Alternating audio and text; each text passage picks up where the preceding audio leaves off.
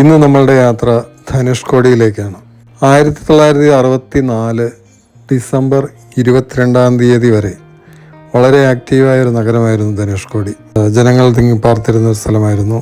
Railway station, post office, കച്ചവട സ്ഥാപനങ്ങൾ എല്ലാമുള്ള ഈ സ്ഥലം 1964 ഡിസംബർ 22 ഒരു ചുഴലിക്കാറ്റിൽ തകർന്നടിയുകയാണ് ഉണ്ടായത്.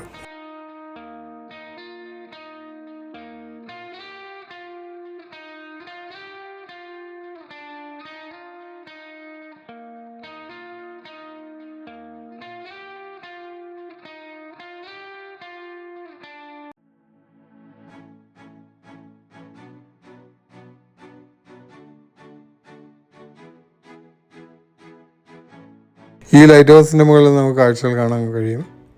പക്ഷേ ഞങ്ങൾക്ക് അങ്ങോട്ട് പോകാൻ സമയമുണ്ടായില്ല.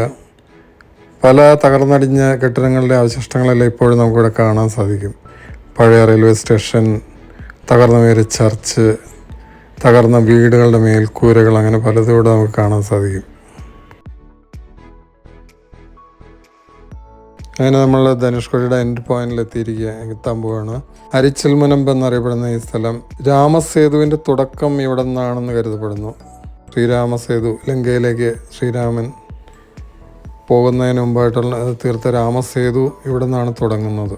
കുറേ ടൂറിസ്റ്റുകളൊക്കെ ഉണ്ട്, തിരക്കാണ് ഇവിടെ. ഒരു സർക്കിളും അവിടെ നമ്മുടെ ഇന്ത്യ പോസ്റ്റും എല്ലാം ഉണ്ട്. കടലിൻ്റെ ഒരു നല്ല വ്യൂ ഒക്കെ ഉണ്ട്.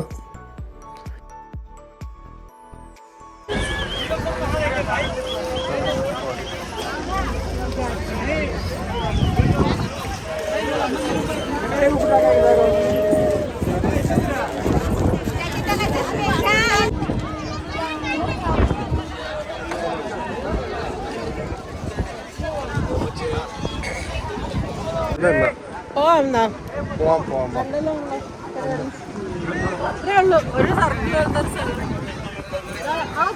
ശ്രീലങ്കയാണോ?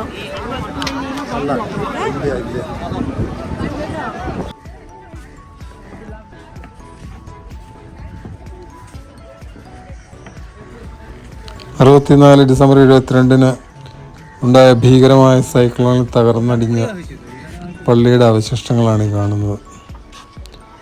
മണിക്കൂറിൽ 289 കിലോമീറ്റർ വേഗതയിൽ അതിശക്തമായൊരു സൈക്ലോൺ അടിച്ച് തിരമാലകൾ 20 അടിയോളം ഉയരത്തിൽ അടിച്ചേറിയെന്നൊക്കെയാണ് പറയുന്നത്. ഇവിടെയുള്ള വീടുകളും ഇങ്ങനെയുള്ള പള്ളി, കച്ചവട സ്ഥാപനങ്ങളെല്ലാം തകർന്നടിഞ്ഞ് നാമാവശേഷമായി ഒരു ഭൂതനഗരമായി മാറിയെന്ന് പറയുന്നതാണ് ശരി.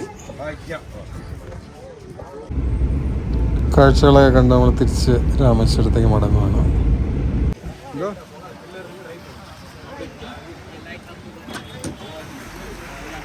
കടലിൻ്റെ സൈഡിലൂടെ ഒരു വഴിയുണ്ട്, അമ്പലത്തിലേക്ക് പോകാനുള്ളൊരു വഴിയാണ്.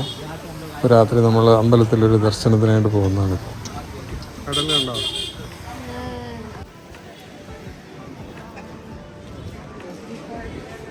രാമേശ്വരത്ത് രാമനാഥ സ്വാമി ക്ഷേത്രത്തിലെത്തി ആളുകൾ ബലിതർപ്പണമൊക്കെ ചെയ്യുന്ന ഏരിയയാണിത്.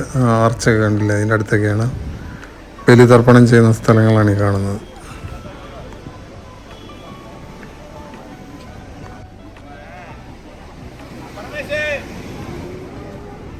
ഞങ്ങൾക്ക് നാളെ വെളുപ്പിന് 3 മണിക്ക് ഇവിടെ എത്തേണ്ടതുണ്ട്. വെളുപ്പിനൊരു മണിദർശനമുണ്ട്. അതിന് ശേഷം ഇവിടെ എത്തിയിട്ടാണ് ബലിതർപ്പണം ചെയ്യുന്നത്.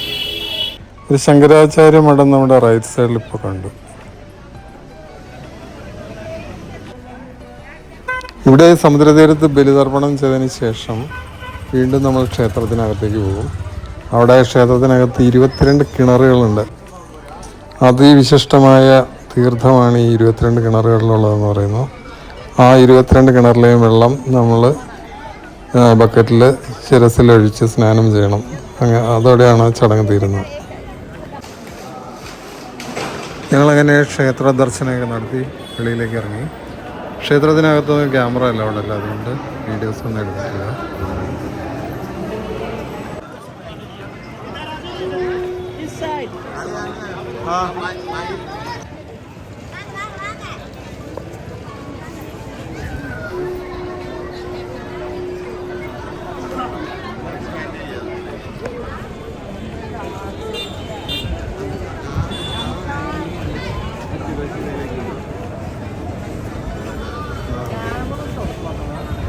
രാവിലെ പേടായിട്ട് ചെയ്യല്ലേ.